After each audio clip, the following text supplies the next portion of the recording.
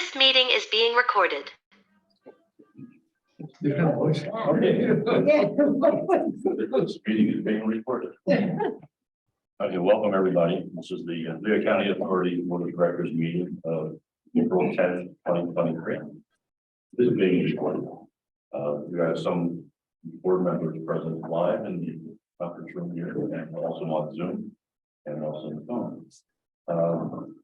Let's have a roll call of the Board of Directors, please. Okay, roll call. Brian Noggle. Here. Amir Kamili. Here. Ted Lyons.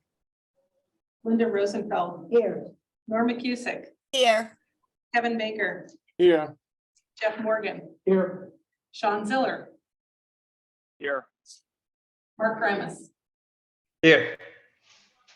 Thank you. We have 8 board members present today. All right. Information should have been mailed out to everybody. Did anybody not receive the package? All right. Here we go. Review the agenda.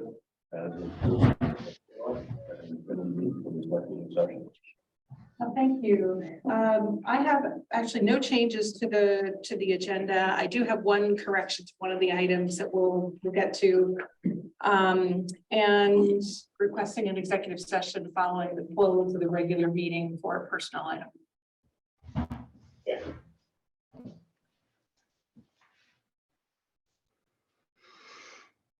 Okay, move on to the approval of the minutes from the March 27th, 2023 Board of Directors meeting.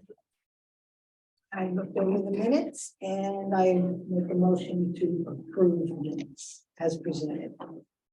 I'll second that. This is Norma. Okay, motion made and seconded. Are there any questions? All in favor, say aye. Aye. Any opposed? Aye. Any opposed? I abstain, was not present during that meeting. Public comments. At this point, we open up the floor to any of the public who have any comments on any items that are not on the agenda.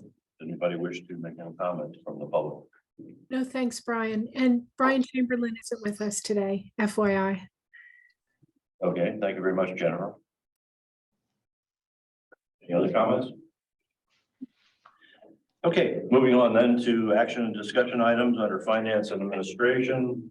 We have the first topic, which is on the LCA strategic plan 2023 quarterly progress reporting. It is a discussion item. It is a yellow packet within the board documents and it's digital packet pages 8 through 13. Thank you.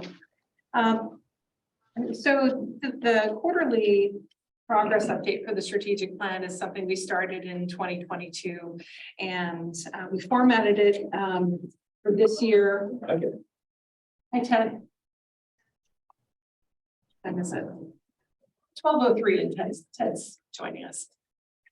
So the strategic plan progress report for 2023 is formatted the same way as what we did in 2022. The main change is that for each of the key areas that we're focused on, I included the milestones and activities that were achieved in the prior year. So you can kind of see the progress through the overall plan for each area.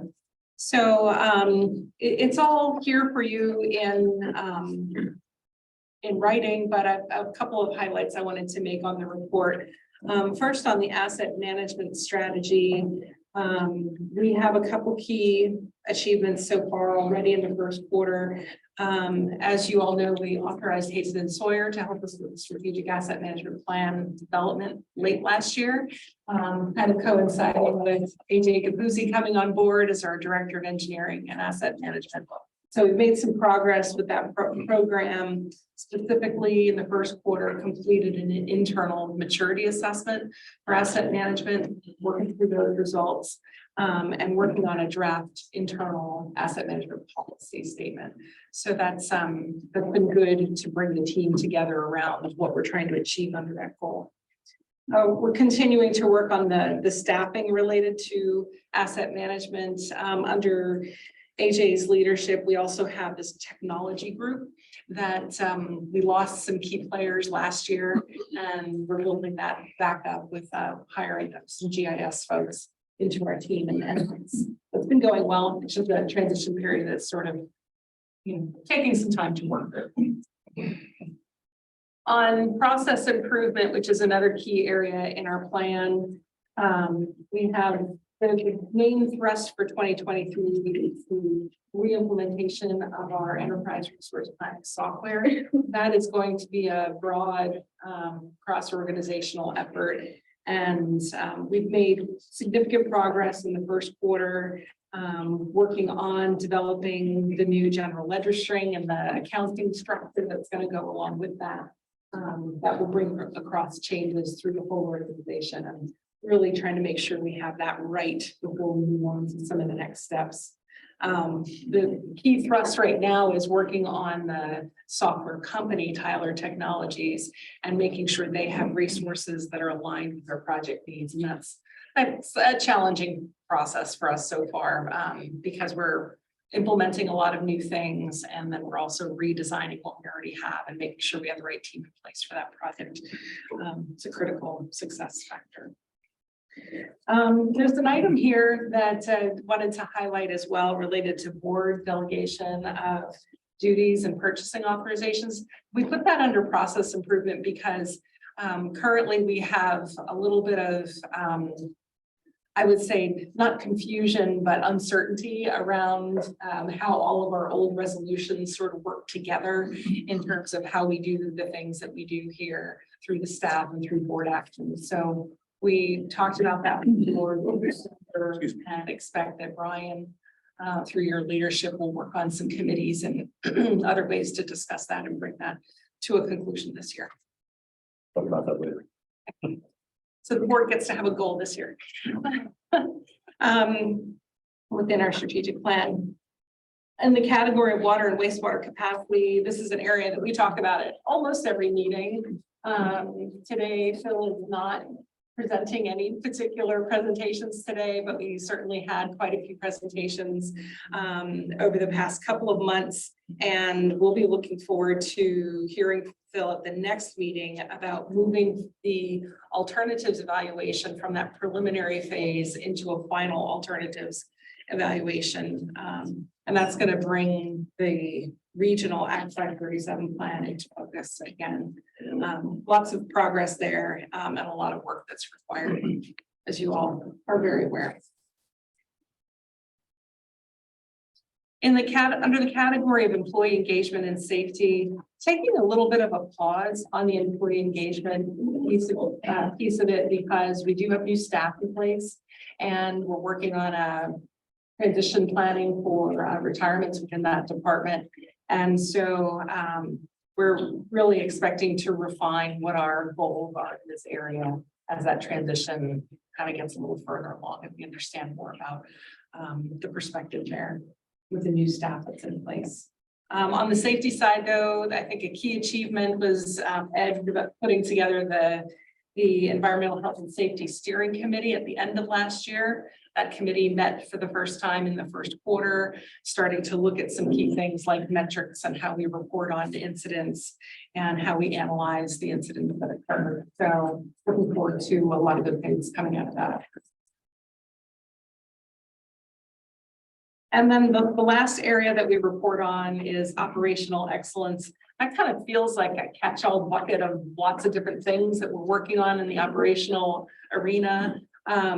But I wanted to highlight the very first one, which is the Sand Spring wastewater permit exceedance issues that we've been facing, and a number of people in this room, AJ, Chuck, and Andrew in particular, working really hard on developing a compliance plan that will be submitted to DEP in April. So once we get through the planning effort, submit to DEP and get some feedback from them, then we'll be back in front of the board with more discussion about what that looks like for Sand Spring and how we get to a plant that meets its permit.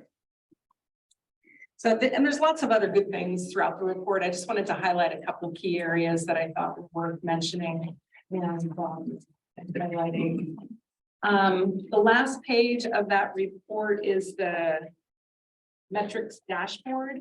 And for those of you who are here in person, there is an update to that was handed out.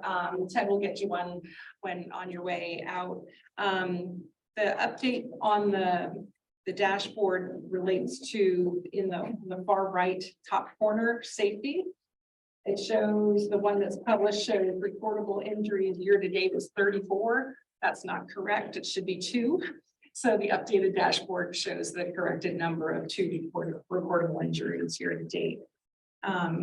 So this dashboard, if you haven't seen it before, was put together by the staff to try to hit on some of the key things that are kind of feeding the strategic plan or that are results from doing the work in the strategic plan. So the financial performance, we talk about that every month in terms of those metrics for debt service coverage and cash. Asset management at this point is kind of it's a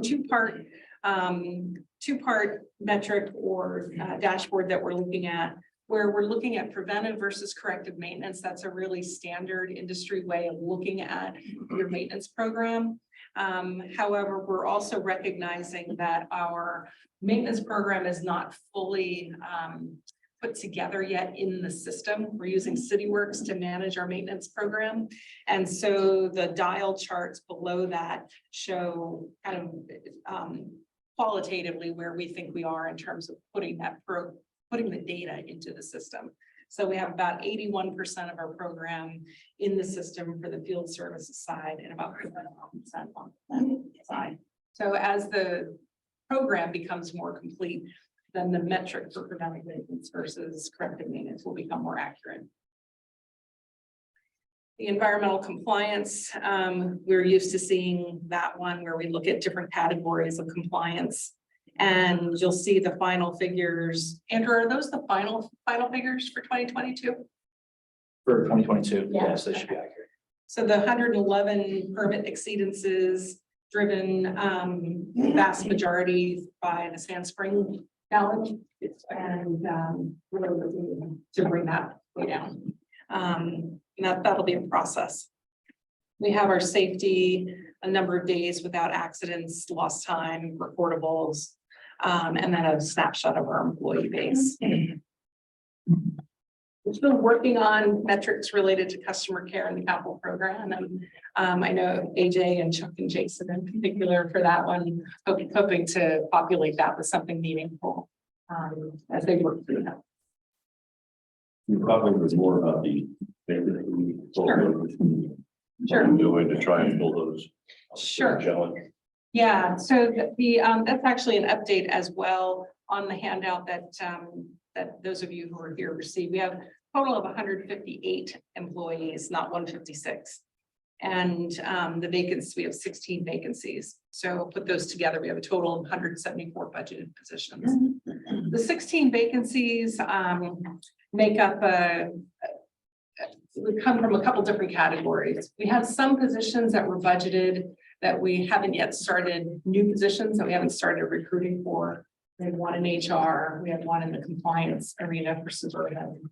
And there might be a couple of others in that category.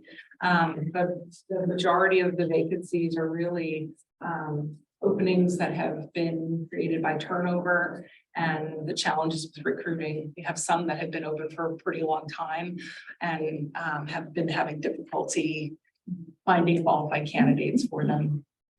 Toward the end of last year, we had 2 retirements within the Capital Works Department. Those have been very difficult to fill, and finding qualified candidates that kind of meet our needs. And we've had some upward mobility within the organization as well. So we have opening in some areas that are created by. So it's been a challenge. This number has been plaguing us, I think, for most of 2022. We've been right around that 15 to 17 vacancies. We fill some, then we lose some people. We have retirements.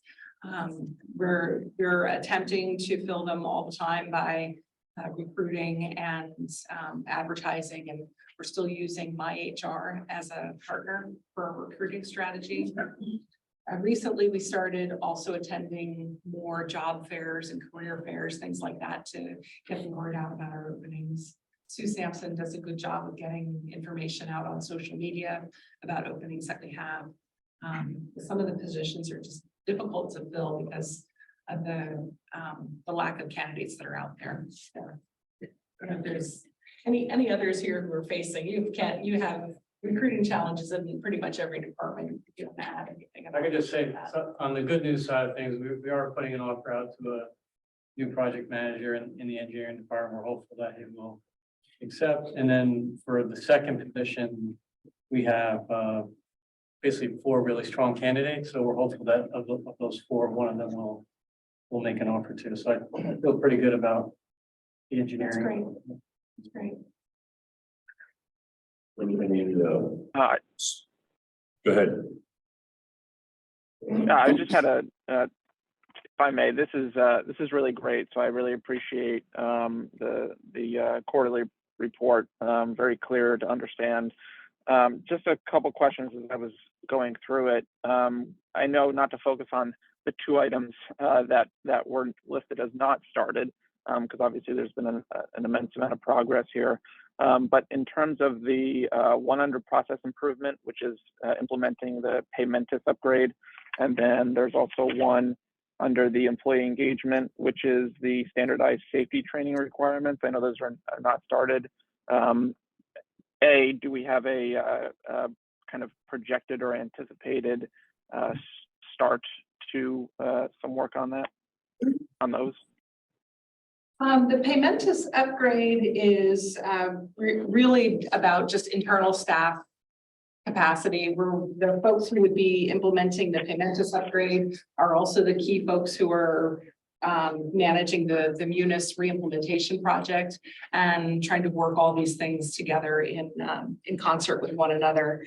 I think the priority of that one is a little bit lower than the overall project management. Chris, do you have any particular schedule on the Paymentus one? Honestly, we've just started talking with Paymentus again, and there's a fair bit of heavy technical lifting from our side. I think part of the other thing we have to keep in mind is that we're going to go through this large Munis upgrade change, which would require us to do a lot of these steps twice. So what we're trying to do is figure out the timing to make sure that they mesh well together rather than have to go through all the API programming for the current system, Sean, and then subsequently redo that again once we go to the new version. So, we're hoping to have this completed by, end of Q3 of 2023. That's our hope internally, as long as everything that we have timed out with Tyler Technologies works out as we expect. Sean, you okay with the answer? The other area Yeah. Sorry? I was just making sure that he No, go ahead. got the answers to his questions. I have a part 2 to his question. Okay. And he was asking about the other one that's not started related to safety training requirements for employees. That's a critical one. And that again, I would kind of go back to staff resources, where one of the positions that we have budgeted for this year is a training and learning coordinator within our HR department, and that kind of would fall within that area. We also have some succession planning we need to do for our safety, the staffing related to employee health and safety. So as we move forward with the staffing for those functions, then we'll be able to focus on this aspect of the safety training. Okay. And then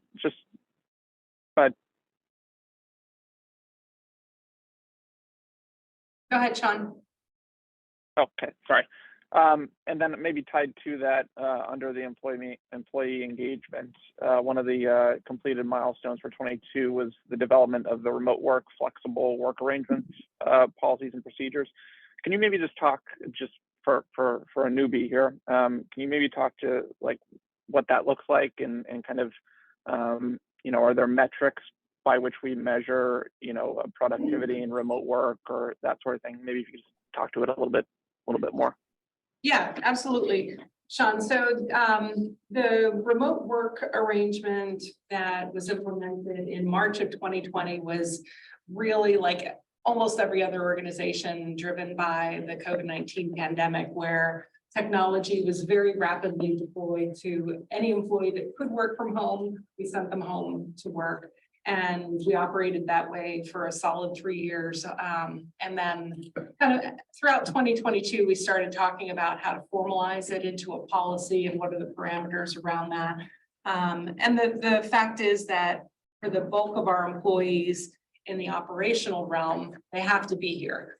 Can't operate our systems from home, for the most part. And so the primary focus of the remote policy are those employees who potentially could work from home, but also what level of support are they providing to employees who are working in person. And so trying to create that balance. What we did was we created a kind of a 3-tiered remote work policy where employees could enroll or apply to be approved for fully remote, meaning they're basically working from home all the time. That's going to apply to very few people in the organization, but there may be 1 or 2 here that makes sense for. The bulk of the employees are going to that work remotely will be enrolled in a hybrid where they're in person at least 3 days a week. And that and we're actually implementing it as 4 days a week to start. And then if there's schedule flexibility to go to 3 days a week in person, that's kind of a managerial discretion that can happen. And then we have maybe, I would say maybe 20 or so employees for doing that administrative support, customer service, billing, kinds of folks who can be effective at home some of the time, but there's a lot of manual process, a lot of paper process, and a lot of support that's provided directly to the teams that are professionally. So again, it's not too broad. We have a number of folks like myself, I'll say as an example, that would be occasionally working from home. I have the technology to do so. If it makes sense for me to work from home when there's 2 feet of snow on the ground, I might do that. But generally I'm here all the time. So that's kind of how we set it up, and we created an enrollment process and we created supervisor guidelines around it, how to make those decisions and how to make those approvals. And then we also implemented a 6-month review process. So any employee that's enrolled in the program would be reviewed at every 6 months to make sure it's working, productivity is good, communication is good, et cetera. Great, thank you. So I Done have, with that presentation. Okay, any other questions from the board? thank you. All right, thank you. Moving on to water topics, under water, we have suburban division, water main replacement program, cycles 7 and 8.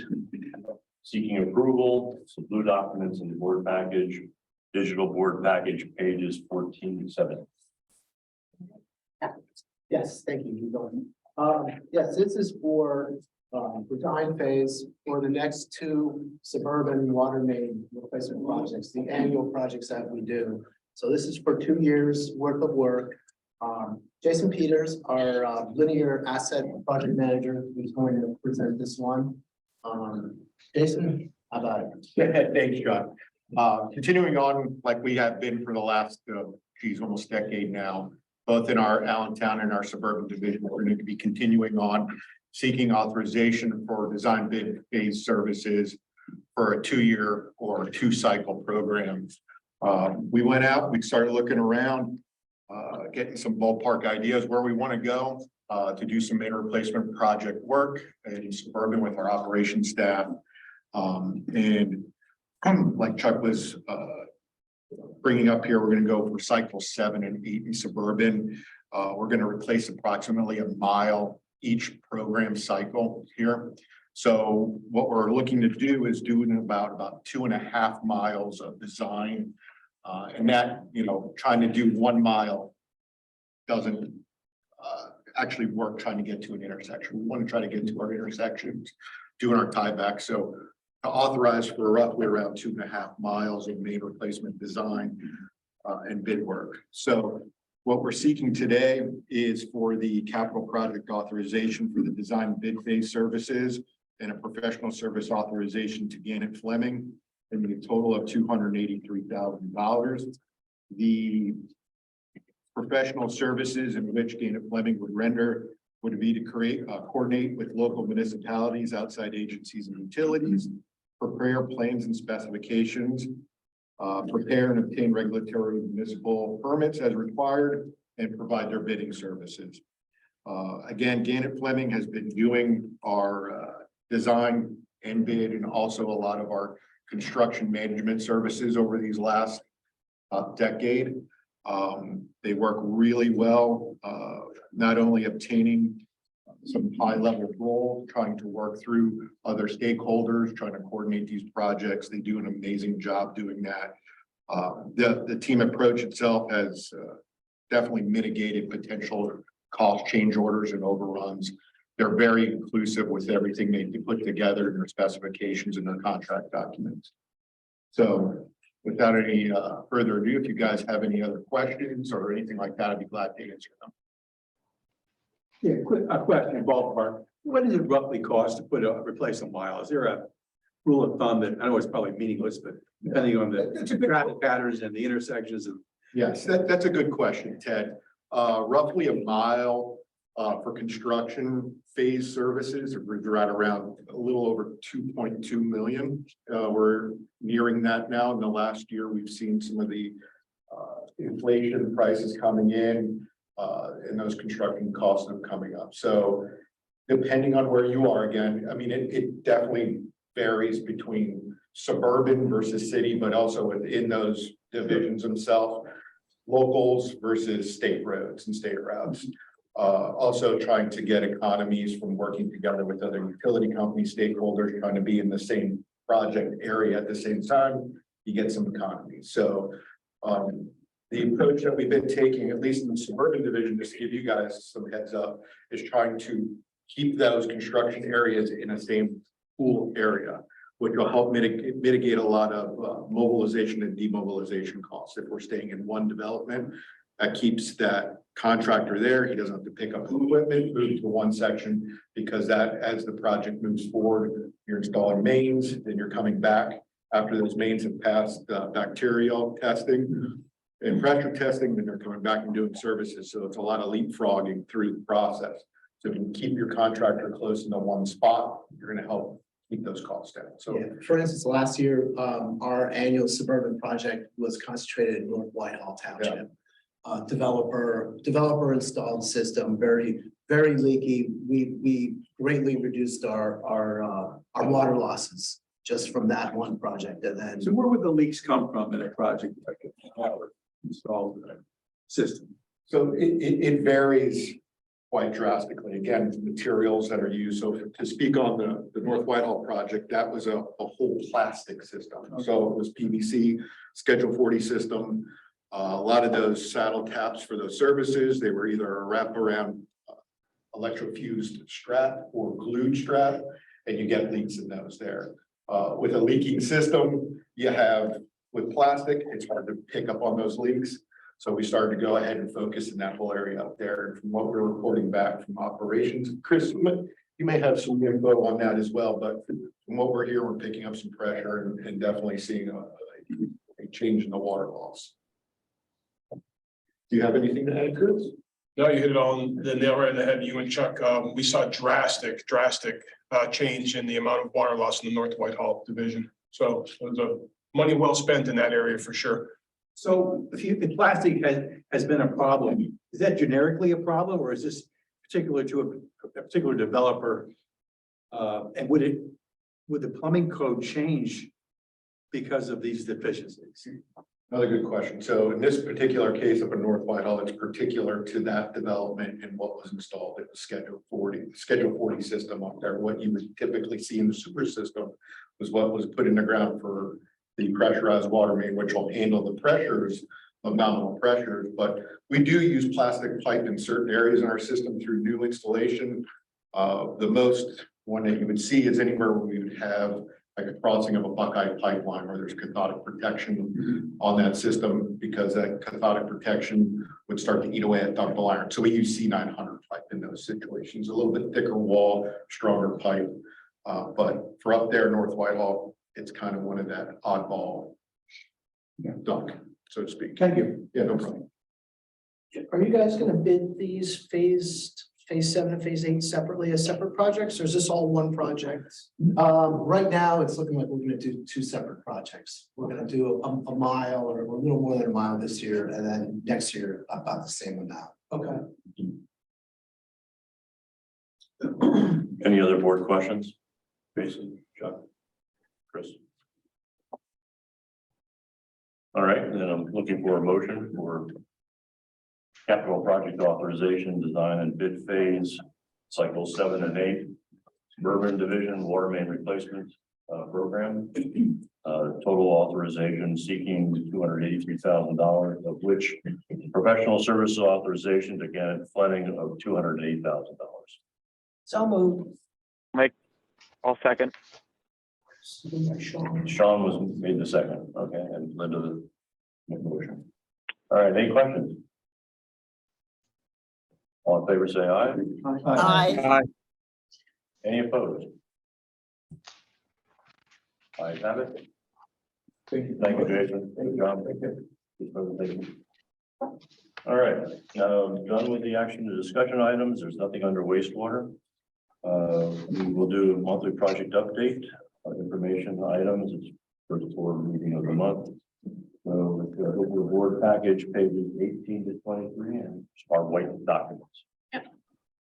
Thanks, Brian. For this report, we have some highlights of things that are coming up at the next meeting. The regular monthly financial and operations reviews, you'll see.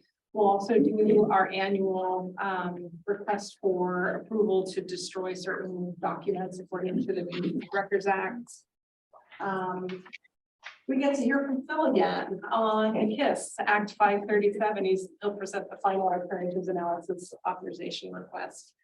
And Chuck will talk about digester number 2 when we have project. So that'll be wastewater central meeting. There's a couple of project updates shown in the report, and then the project listing at the end if there's any questions on any of those. There are a couple projects, just to remind everyone, that are, if they're listed as closeout in the project listing, that means they're in closeout phase and they'll be on the list next time. So it looks like there's a couple on here that have that status. Okay. Thank you. Any questions? All right, we're down to staff comments. I have nothing further. What sort of comments? No comments, thank you. Any public comments on any topics whatsoever? No, thanks, Brian. Thank you, Jen. All right, board comments. Any comments by the board members? Yeah, I have a comment. We didn't have these fancy name things in front of us. They disappeared. I just wondered, where are they? You know who you are. So the placards we stopped using when we all went to Zoom. Okay. And now we have a couple new board members. We don't know where they're gonna sit yet when they start coming in person. So Right. yeah, we could certainly bring them Probably up. in the closet someplace. We have them. We need to get a couple more made. Thank you. All right, I have a comment. During this month, I'm going to try and meet with each individual board of directors and talk about just overall performance of the board and also about committees and some of the thoughts about committees that we've talked about establishing. So I will make arrangements with individual board members and have that meeting. Expect maybe half an hour. How much discussion you want to have. All right, so that'll happen within the next month, and hopefully make some progress on committee selection and assignments. All right. At this time, I guess we're done with our regular scheduled activities for this meeting. We are having a board executive session after this and a separate Zoom meeting. So please consult your emails for the time and duration, I guess, well, the access to it. And I've got 12:35 on our schedule, our screen here, not looking at that thing. That's actually pretty close this time. But let's meet at the 10:15. All right, Thank you very thank much, you. everybody. Thank you.